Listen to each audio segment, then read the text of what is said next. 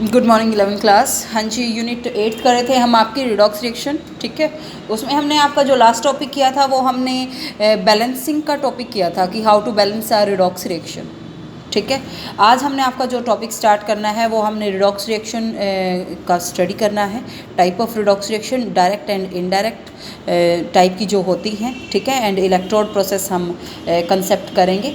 अब आपका after balancing एक टॉपिक रहता है बीच में जिसको आप redox reaction as the basis for titration, इसको हम लास्ट में कवर करेंगे। ठीक है, तो आज हमने जो आपका टॉपिक स्टार्ट करना है वो आपका डायरेक्ट एंड इनडायरेक्ट टाइप की जो रिडॉक्स रिएक्शन है वो टॉपिक करना है।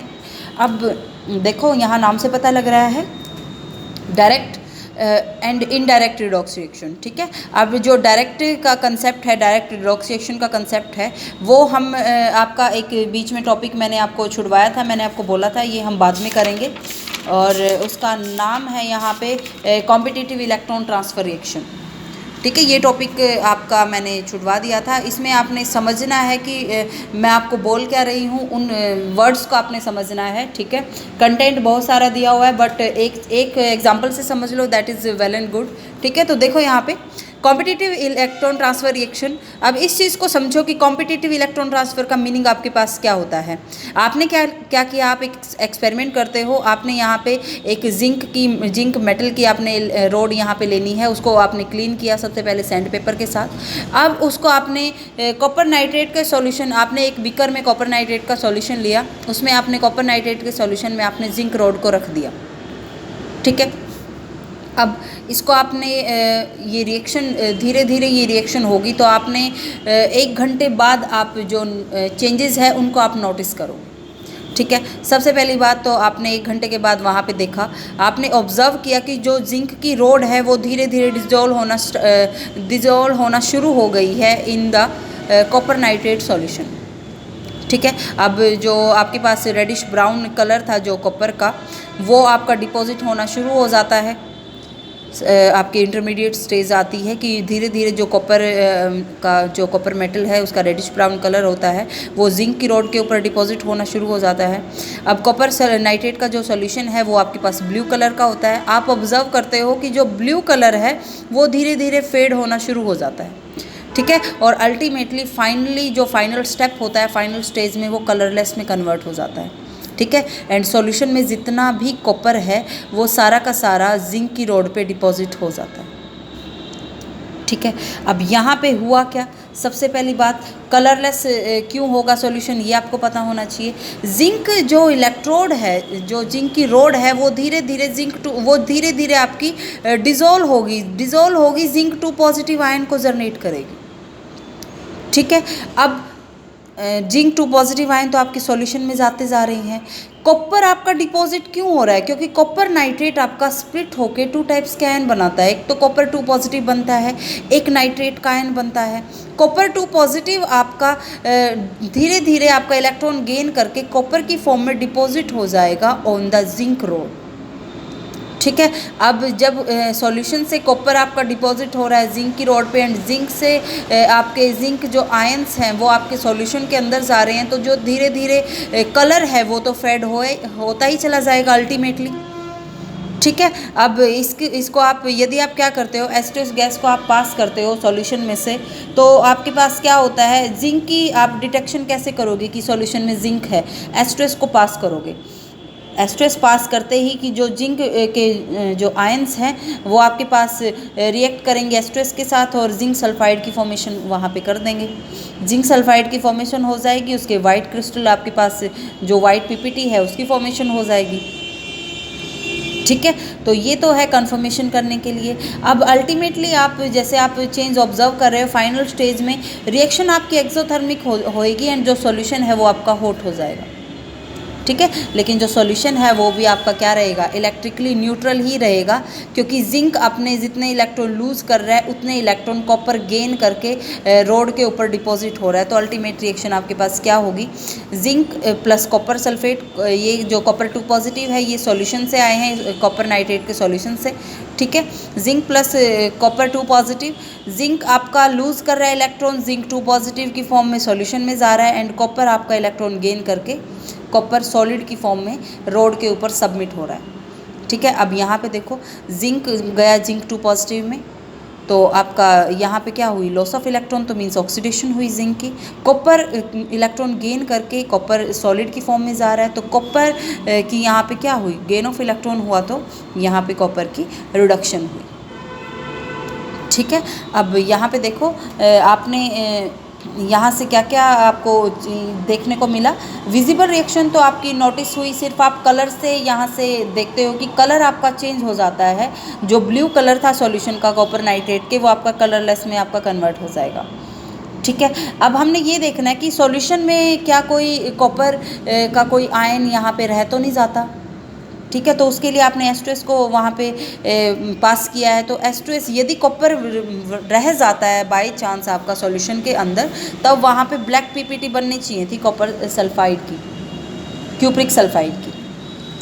ठीक है, तो यहाँ से ये आपका एक जो आपने यहाँ से डिटेक्शन करने का एक मेथड है कि how you can detect the presence of copper 2 positive ion in the solution. ठीक है, अब यहाँ से आपका हुआ क्या, यहाँ पे देखो सबसे पहली बात तो इलेक्ट्रॉन ट्रांसफ़र की, यहाँ पे कॉम्पिटिटिव इलेक्ट्रॉन ट्रांसफ़र आपके पास क्या होता है। यहाँ पे आपने क्या किया, सिल्वर नाइट्रेट का सॉल्यूशन लिया। ठीक है, उसके बाद आप ऐसा करते हो कि सिल्वर नाइट्रेट के सॉल्यूशन में आपने फिर से यहाँ पे कॉपर रोड को आपने रख दिया। दूसरा एक्सपेरिमेंट हम करेंगे, तो धीरे धीरे जो आपके पास है, आप यहाँ से क्या फाइंड आउट करोगे कि जो कॉपर सिल्वर नाइट्रेट का सॉल्यूशन है वो आपके पास कलरलेस होगा। जैसे ही कॉपर रोड वहाँ पे आप रखते हो तो ब्लू कलर कॉपर से, अब कॉपर 2 पॉजिटिव आयन्स आपके सॉल्यूशन में मूव करेंगे, सिल्वर आपकी डिपॉजिट होएगी यहाँ पे कॉपर की रोड पे। तो कॉपर के आयंस जैसे ही इसके अंदर जाएंगे सॉल्यूशन के अंदर, तो ब्लू कलर आपका अपीयर होना स्टार्ट हो जाएगा, अल्टीमेटली आपका जो ब्लू कलर की इंटेंसिटी है वो इंक्रीज़ हो जाएगी। तो ये आपका कॉम्पिटिटिव इलेक्ट्रॉन ट्रांसफ़र होता है कि अल्टीमेटली हुआ क्या कि जिंक ने अपने इलेक्ट्रॉन को ट्रांसफ़र किया कॉपर आयंस को। जिंक तो आपका सॉल्यूशन के अंदर चला गया, कॉपर आपका डिपॉजिट होके रोड के ऊपर आ गया। ठीक है, तो सेम हेयर यहाँ पे कॉपर तो आपका सॉल्यूशन के अंदर चला गया, सिल्वर आपका डिपॉजिट होके जो कॉपर की रोड है उस पर डिपॉजिट हो गया। ठीक है, तो आई थिंक आपको ये समझ आया होगा कि आपके पास कॉम्पिटिटिव इलेक्ट्रॉन ट्रांसफ़र क्या होता है। अब एक बात आपको मैं यहीं पे बताती हूँ, इसको आप डायरेक्ट, अब यहाँ पे रिडॉक्स रिएक्शन तो हो रही है, ऑक्सीडेशन एंड रिडक्शन आपकी साइमल्टेनियसली हो रही है। अब रिडॉक्स रिएक्शन को डायरेक्ट कैसे बोलोगे आप इसको, क्योंकि आपने यहाँ पे क्या किया है, आपने डायरेक्ट सॉल्यूशन के अंदर जिंक रोड को डाला है। मतलब एक ही सॉल्यूशन के अंदर ऑक्सीडेशन एंड रिडक्शन आपकी साथ साथ हो रही हैं। आपने दोनों के दोनों जो आपके पास रोड है और सॉल्यूशन है उनको डायरेक्ट कांटेक्ट में रखा है, इसलिए इस रिएक्शन को आप बोलते हो डायरेक्ट रिडॉक्स रिएक्शन। ठीक है, और ये चीज़ तो मैं आपको बता चुकी हूँ। टेंडेंसी हमने इलेक्ट्रॉन रिलीजिंग की टेंडेंसी, जिंक सबसे एक्टिव होता है, फिर कॉपर होता है, फिर सिल्वर होता है। एक्टिविटी सीरीज़ ये हमने स्टडी की थी जब हम टाइप ऑफ रिडॉक्स रिएक्शन हमने स्टडी किया था, which is the displacement type. ठीक है, तो अब अपने जो टॉपिक है उस पर हम मूव करते हैं। तो आपका जो टॉपिक मैंने आपको कराना था वो रिडॉक्स रिएक्शन का कंसेप्ट हम यहाँ पे कर रहे थे। तो आई थिंक आपको डायरेक्ट पता लग गया होगा डायरेक्ट का मीनिंग क्या होता है। तो यहाँ पे देखो यहाँ पे क्या लिखा हुआ है कि आपने जिंक रोड को प्लेस किया कॉपर नाइट्रेट के सॉल्यूशन में। ठीक है, कॉपर ऑक्सीडाइज हुआ, जिंक वहाँ पे रिड्यूस हुआ, मतलब ट्रांसफ़र हुआ इलेक्ट्रॉन का फ्रॉम जिंक टू कॉपर। ठीक है, इस ट्रांसफ़र इलेक्ट्रॉन का आपका डायरेक्टली हो रहा है शॉर्ट डिस्टेंसेस पे, मीन्स वहाँ पे आपने कोई इलेक्ट्रिक वर्क नहीं किया है। ठीक है, और ना वहाँ से आपको कोई इलेक्ट्रिक वर्क आपको देखने को मिलता है, सिर्फ इलेक्ट्रॉन का ट्रांसफ़र होता है। ठीक है, तो इस जहाँ पे आपकी केमिकल एनर्जी, वहाँ पे हीटिंग एक्सोथर्मिक रिएक्शन होगी तो हीट प्रोड्यूस वहाँ पे होगी। तो जो केमिकल रिएक्शन है वो हीट की फॉर्म में आपको देखने को मिलती है। तो ऐसी रिएक्शन जिसमें ऑक्सीडेशन रिडक्शन आपकी एक ही वेसल में हो तो उसको आप क्या बोल देते हो, डायरेक्ट रिडॉक्स रिएक्शन। ठीक है, अब हमने वही करना है, हम यहाँ पे रिडॉक्स रिएक्शन ही करेंगे, लेकिन आपने वहाँ पे जो वेसल्स हैं वो अलग अलग वेसल्स यूज़ करने हैं। ठीक है, अब ये चीज़ समझना, जहाँ पे आपकी रिडॉक्स रिएक्शन डिफरेंट वेसल में हो, ऑक्सीडेशन अलग वेसल में हो, रिडक्शन रिएक्शन दूसरे वेसल में हो, तो उस टाइप की रिएक्शन को आप बोल दोगे इनडायरेक्ट रिडॉक्स रिएक्शन। ठीक है। इनडायरेक्ट का मीनिंग क्या होता है? When the reduction and oxidation occur in different vessels. ठीक है, तो जो डिवाइस आप यूज़ करोगे इनडायरेक्ट रिडॉक्स रिएक्शन को कैरी करने के लिए, उसको आप बोल दोगे इलेक्ट्रोकेमिकल सेल। ठीक है, तो इलेक्ट्रोकेमिकल सेल को हम डिफाइन करते हैं यहाँ पे। इलेक्ट्रोकेमिकल सेल या सिंपल सेल आप क्या बोलोगे? A device which is use to convert chemical energy produced in the indirect redox reaction into electrical energy. Electrochemical cell जो आपका केमिकल एनर्जी को इलेक्ट्रिकल एनर्जी में कन्वर्ट करता है, लेकिन वहाँ पे जो रिएक्शन होती है वो किस टाइप की होती है? Indirect redox reaction. ठीक है, तो उस सेल को आप क्या बोल दोगे? Electrochemical cell. ठीक है, इलेक्ट्रोकेमिकल सेल को आप गैल्वेनिक सेल भी बोलते हो, वोल्टिक सेल भी आप बोल सकते हो। ये साइंटिस्ट के नेम के जो लास्ट लेटर हैं उनसे आपका लिया हुआ है। ठीक है, तो सिंपल आप बोलोगे कि the cell which convert chemical energy into electrical energy is known as, उसी को आप बोलोगे गैल्वेनिक सेल, वही होता है आपका वोल्टिक सेल एंड वही आपका होता है इलेक्ट्रोकेमिकल सेल। ठीक है, अब रिएक्शन कंस्ट्रक्शन कैसे होती है इलेक्ट्रोकेमिकल सेल में, आपके पास दो डिफरेंट वेसल कैसे होते हैं वो हम स्टडी करते हैं। देखो, आपने क्या करना है? रिडॉक्स रिएक्शन करनी है। आपने वहाँ पे दो कंटेनर लिए, एक कंटेनर में आपने वहाँ पे जिंक सल्फेट सॉल्यूशन डाला 1 मोलर, एक कंटेनर में आपने कॉपर सल्फेट सॉल्यूशन डाला 1 मोलर। ठीक है, जिंक सल्फेट के सॉल्यूशन में जिंक की रोड आपने रख दी, कॉपर सल्फेट के सॉल्यूशन में कॉपर रोड आपने रख दी। जिंक सल्फेट आप का सॉल्यूशन आप लेफ्ट बिकर में लोगे, कॉपर सल्फेट का आप राइट बिकर में लोगे। ठीक है, जैसे यहाँ पे शो किया हुआ दिस वन। ये जिंक सल्फेट का सॉल्यूशन डाल दिया आपने एक बिकर में, जिंक की रोड रख दी, कॉपर सल्फेट का सॉल्यूशन डाल दिया, कॉपर की रोड रख दी। ठीक है, अब यहाँ पे आपकी कोई भी केमिकल रिएक्शन नहीं होगी जब तक आप दोनों की दोनों जो इलेक्ट्रोड है उनको कनेक्ट नहीं करते। ठीक है, हर एक बिकर अब रिडक्शन एक बिकर में होगी, ऑक्सीडेशन दूसरे बिकर में होगी, तो हर एक बिकर आपका एक हाफ शेल की तरह ट्रीट होगा। ठीक है, जिसको आप वहाँ पे आप बोलते हो, इसको आप इलेक्ट्रोड भी बोलते हो और इसको आप रिडॉक्स कपल भी बोलते हो। ठीक है, तो रिडॉक्स कपल क्या होते हैं? Redox couple is defined as the combination of oxidize and reduced form of the same substance taking part in oxidation and redox reduction. मतलब reduction and oxidation half reaction में ऑक्सीडाइज या reduce form reduction के लिए जो participation करते हैं जो electrode आपके, उसको आप रिडॉक्स कपल बोल देते हैं।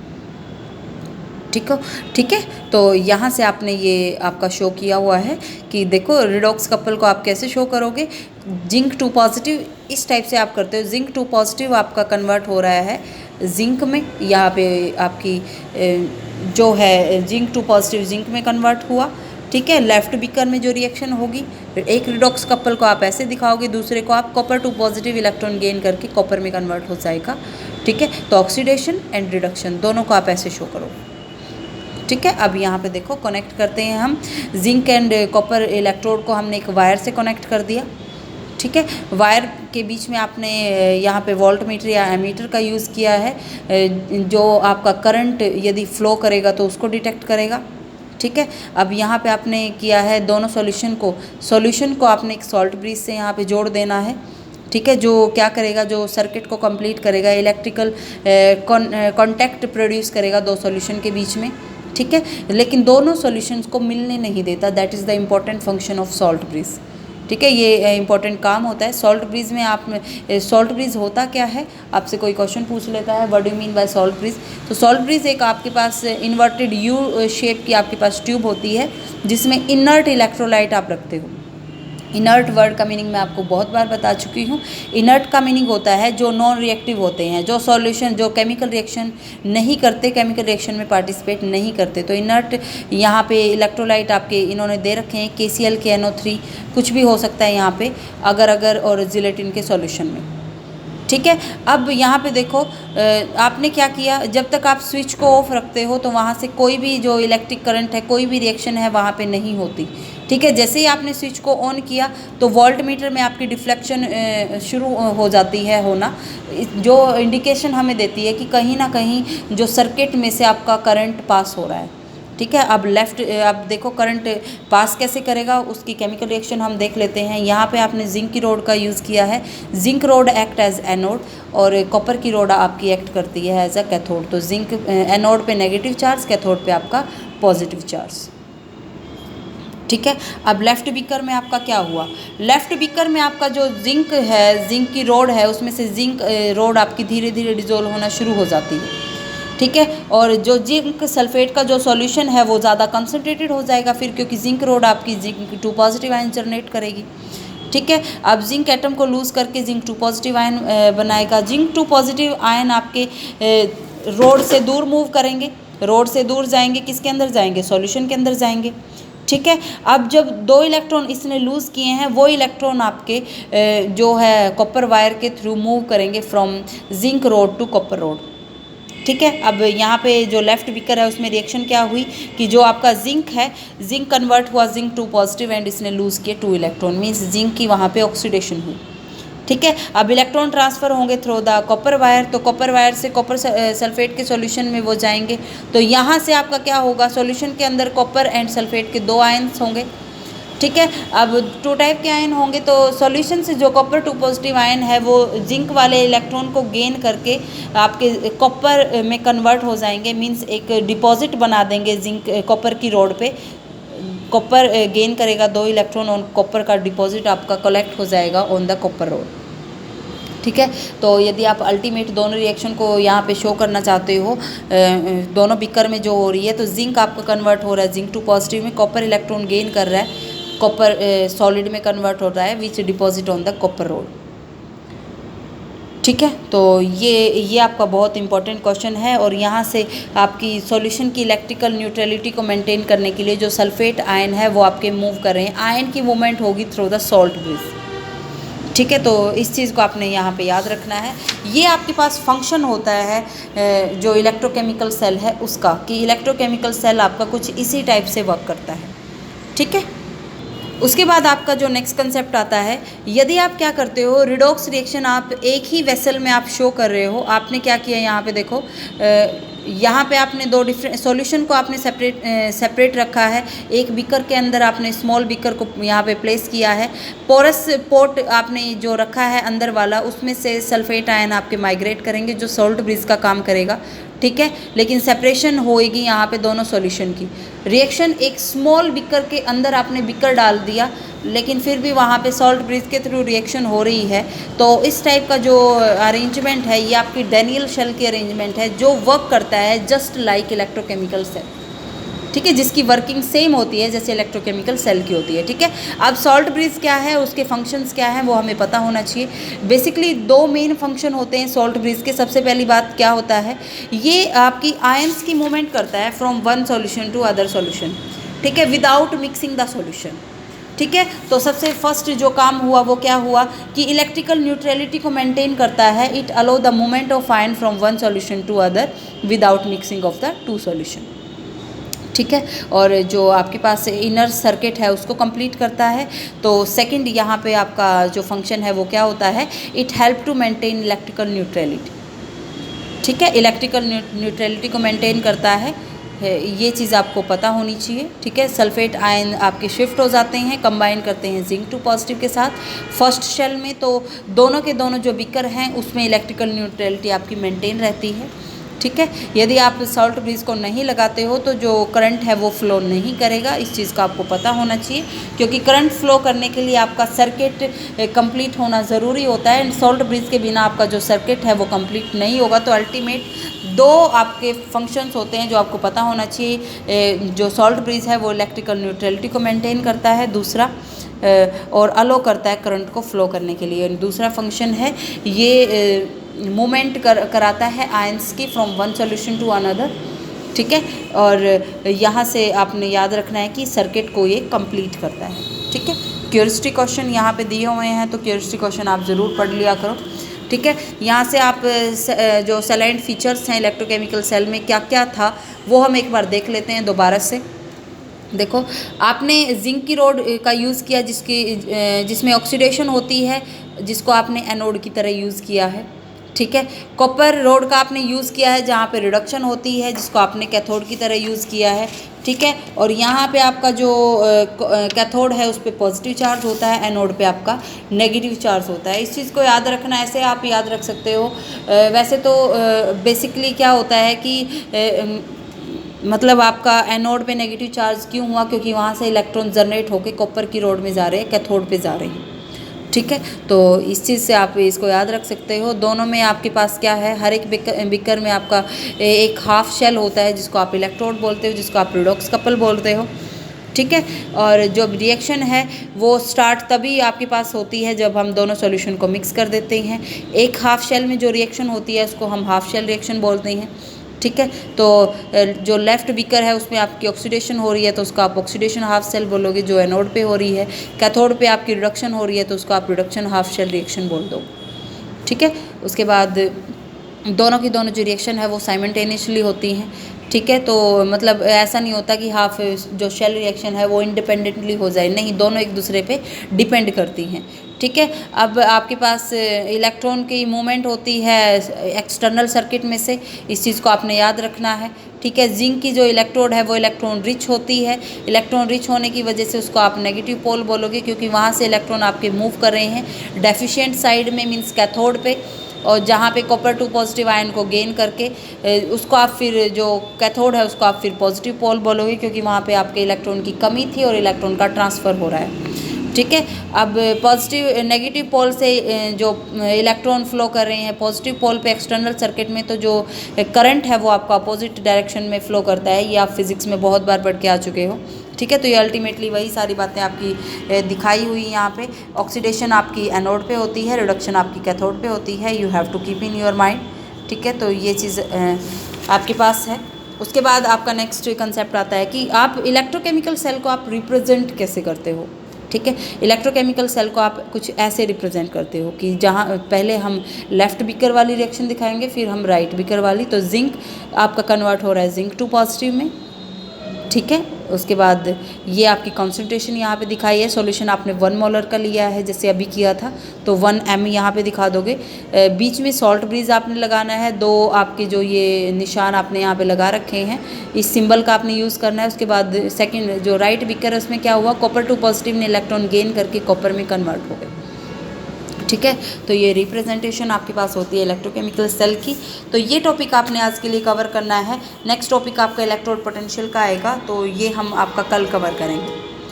ठीक है, तो इसमें से कोई प्रॉब्लम आती है आपको इलेक्ट्रोकेमिकल सेल में से, तो आप मेरे से पूछ सकते हो। Okay, thank you.